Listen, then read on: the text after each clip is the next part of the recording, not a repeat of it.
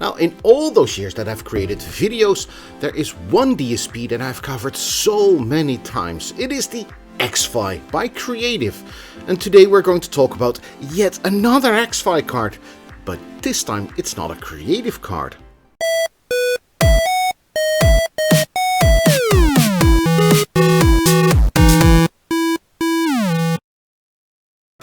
Well, hello there and welcome to a new video over here on Anton's Hardware channel.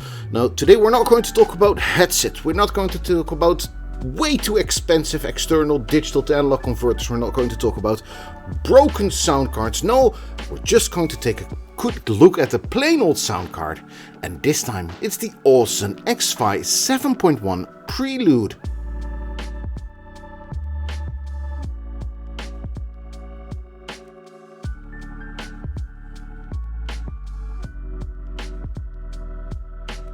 Now, when preparing for this video, I found out that I now actually have two of this sound card. Not that I am such a big collector, I mean just one sound card of each is more than enough, but I just have two. I think that I bought one about a year ago or something, and it faded out of my memory because now I have two. Well, it does have one advantage because the first one that I bought didn't have the box and this one does have the box. Also, I now can test this sound card two times just to make sure that the results are, well, consistent. So let's take a closer look at the Auzentech Xfi Prelude 7.1. Now, Auzentech was a Korean-based computer company that focused mainly on high-definition audio equipment. It was that company that used just a bit better components than all the other ones, and this one is absolutely no exception. If you're wondering, it's audio and Zen combined that gets Auzentech. Now, there is still a website, but it hasn't been updated since 2012, at least that's according to Wikipedia. When you go to the website itself nowadays, you can just buy the website. So I don't think that Auzentech is still around with us today.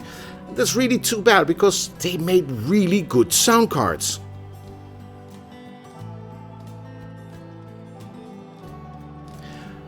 Now, this sound card was released in August of 2017, making this sound card 15 years old. Now, the fact that it is PCI based is somewhat of a clue, although there were sound cards that were PCI Express back then. But still, it was a sound card that was an Xfi card, but it was a non-creative sound card. Now, Creative did help Auzentech with creating this sound card because the first Xfi card was from 2005.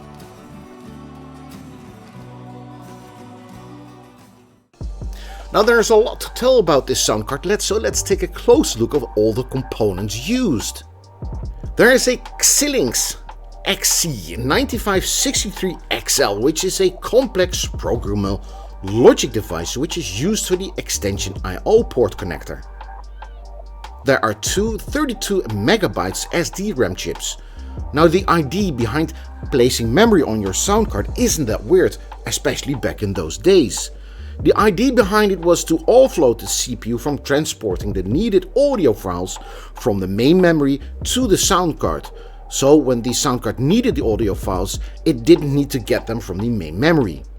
Now, with onboard memory, the audio files are always present on the sound card. Now, I made a video about this some time ago, so check that out if you're interested. Now, there is an AKM 4369 VF, which is an advanced multi-bit 192 kHz 24 bits digital to analog converter. There are 4 of them on the sound card, as the AKM is only stereo, so for each pair of channels there is a separate digital to analog converter. Also, choosing the AKM digital to analog converter is very logical. Now, please note that this is a 24 bits and 192 kHz digital to analog converter, which I'm going to go a bit deeper into a bit later on. There is a swappable op amp on there, woohoo, which is an LM4562, which is made by Texas Instruments. The LM4562 is a dual high-performance, high-fidelity audio operational amplifier. The LM4562 is widely regarded as an overall good-performing op amp. It is a stereo op-amp, but it will only affect the two front and left audio channels. The other op-amps on there are non-swappable, and they are in the form of an audio differential line receiver made by Texas Instruments, and they are the Burr Brown 2143UA.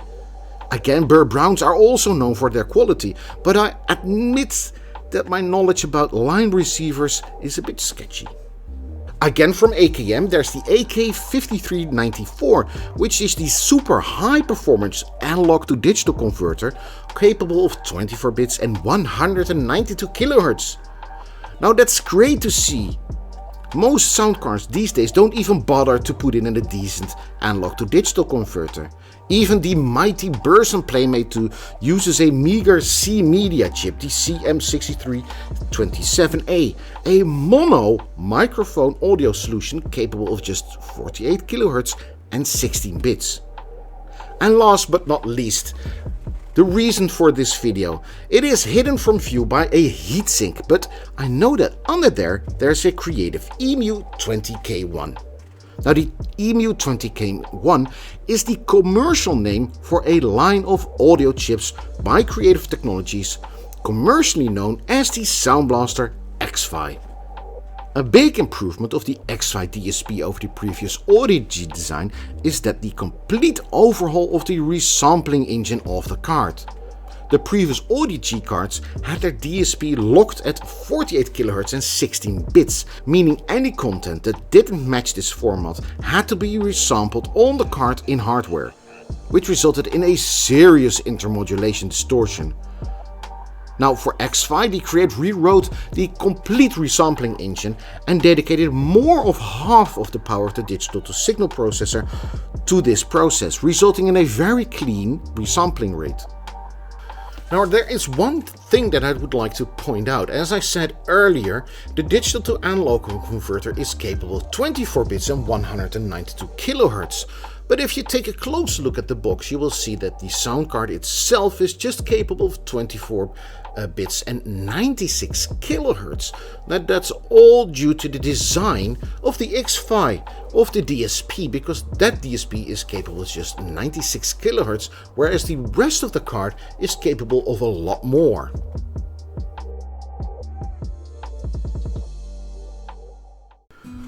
And this is what the driver interface looks like for the Prelude 7.1.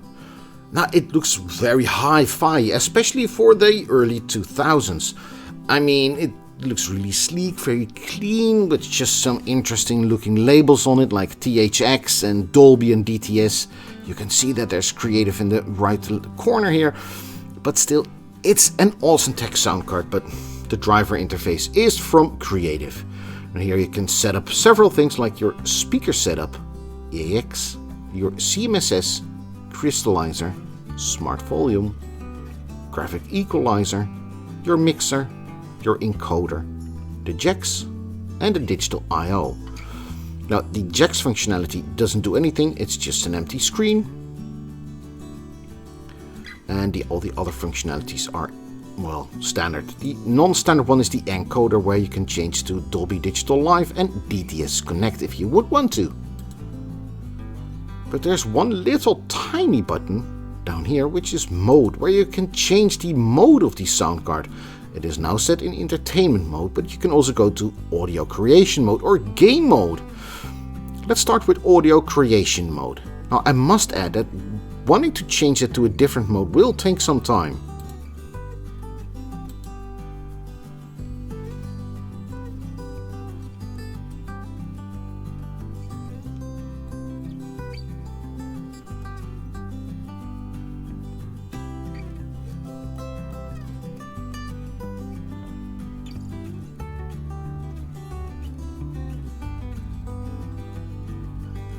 And there it is, your video wasn't broken. This is the audio creation mode. Now, I'm not really into audio creation, so there are a lot of interesting buttons and thingies and stuff going on. If you're into audio creation, this may be very interesting to you, but it really doesn't mean anything to me. So let's head over to the game mode, the mode that is the most important one for me.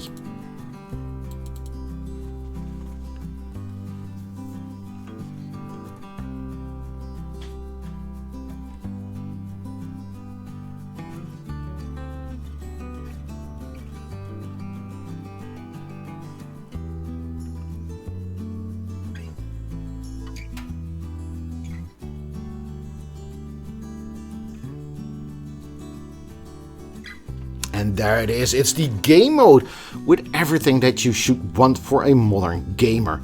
Here you have the CMSS 3D, which you can enable or unenable, the Xfi crystallizer, your equalizer, a mixer, your speaker setup, which we'll get back to a bit later on, and your bass, where you can enable the bass redirection if you're using a subwoofer. Now there's one last thing that I wanted to talk about, and that's the THX setup console. Now to my knowledge there are no other sound cards that have such an extensive speaker setup, well, module console thing. Here you can set up your speakers, which is rather standard.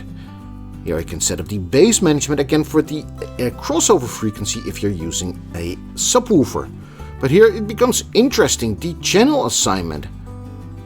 The polarity, if you're using the positives and the negatives the right way, the speaker position, and what angles and what distance, and the speaker level if you want to turn up some speakers and some not.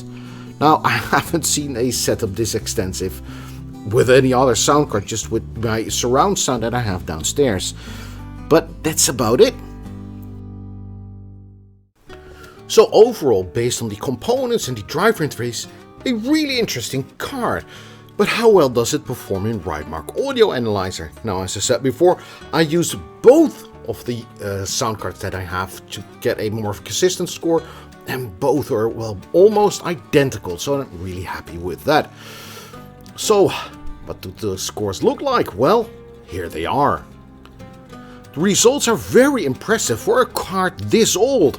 There are more modern sound cards that will give you these results and may even get worse than this one. No, the Prelude gets it all right. The frequency response is very, very nice and gets a very well deserved very good. The total harmonic distortion in percentage is way better than a lot of modern external sound cards and among the best I've seen in a very long time. The stereo crosstalk, the Achilles heel for most sound card, is good. An impressive feat as well. The only results that were not that good are the noise level and the dynamic range. Now I know that there are a lot of viewers out there that enjoy the two main functionalities of this DSP, either the CMSS or the crystallizer functionality.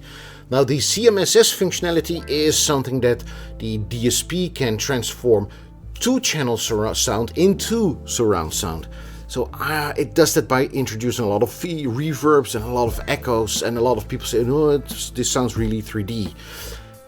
In my opinion, it really doesn't work that way. It may sound cool back 20 years ago, but these days it just isn't surround sound anymore. It's like wearing those glasses with red and green glasses, and you say, oh, this is really 3D. No, it isn't. It's just fake 3D.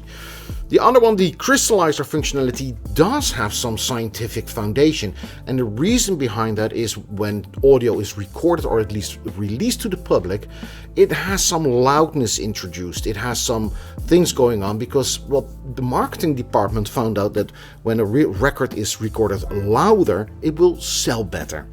So what they did, they will record the sound a bit louder and play it a bit louder than other sounds or other CDs. But these days with Spotify that really doesn't count. But back then, if you had crystallizer functionality, you could improve your audio quality to the normal way that it was recorded and leave out the loudness and all the other functionalities. So there is a basis to that, but these days there isn't really a need for that. So I wanted to find out, does crystallizer have any effect on the audio, and does the CMSS 3D have any effect on the audio? Well, I ran Rightmark Audio Analyzer, and these are the results.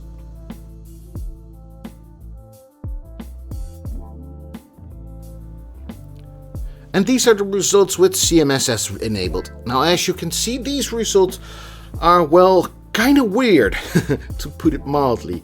With the crystallizer enabled, well, it's a bit more, well, you can see where this loudness thing is coming from, and I understand what this is, but it's, in my opinion, this is more of an equalizer thing than it really does anything. But okay, that's just me. Now, when you compare it to the vanilla settings, you can see why I just don't like these settings. one of them is an equalizer, one of them is an introduction of a lot of echoes, and you just cannot go around that. But if it works for you, keep going.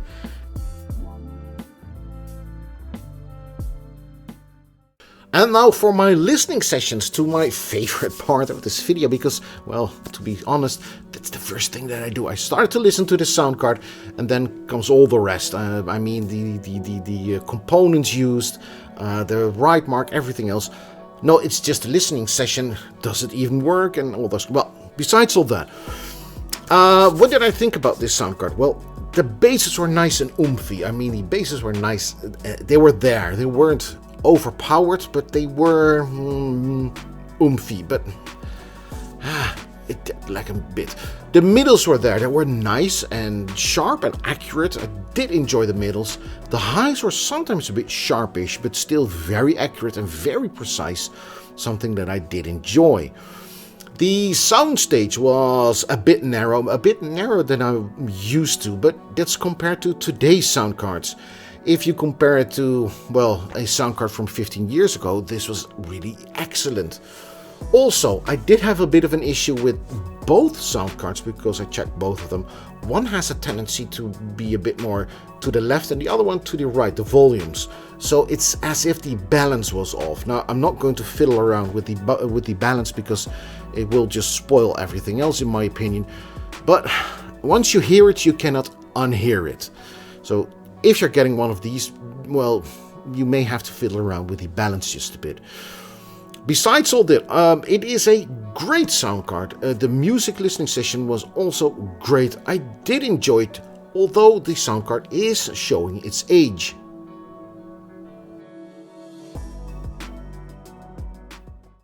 And now for my conclusion. What do I think about this sound card? Well, there are some advantages, there are some disadvantages. Let's take a look at the disadvantages. First of all, it's a PCI-based sound cards. Today's sound motherboards only have PCI Express, so if you're going to use it in a modern motherboard, you just cannot, because it's PCI and not PCI Express. The fact that the balance was a bit off, I'm not sure if it's a thing that has an influence on all of the Prelude sound cards, but it suffered both of mine. Other disadvantages is that the driver interface, although it has everything that you could ever want in it, is a bit hefty, a bit slow, a bit sluggish. I mean, switching from mode to mode, opening screens is just so slow. A bit annoying. The positives or the advantages of this sound card, it has the best components of all Xfi cards. I'm thinking about the Titanium HD, which is also extremely good for an Xfi card. It's they're both, well, first place, shared first place. If I had to choose, I'd choose the Titanium HD, but this one is also extremely good. The sound quality was excellent, the results from Brightmark audio analyzer was excellent. But should you get one? Well, if you have an old system with PCI slots available, you cannot go wrong with this sound card. If you want to have something for your new rig and you think, well, I'm going to buy this sound card, take a look if you still have a PCI slot. If you have, you cannot go wrong. If you don't, well, stay clear of it. For all of you who are collectors like me, sound card collectors, Auzentech is really one of those companies that you, well, want to have in your collection. Just one last thing before I sign off. I'm still looking for that elusive Auzentech Bravura sound card. It's one of those sound cards that any collector would want to have. If you have one, DM me. I'm willing to pay, not a lot because, well, I just don't have that much money. If you have one, please donate it to me or send it or whatever. That's it for me. Thank you for making it all the way to the end of this video. I'd like to see you in the next one. See you then. Bye-bye.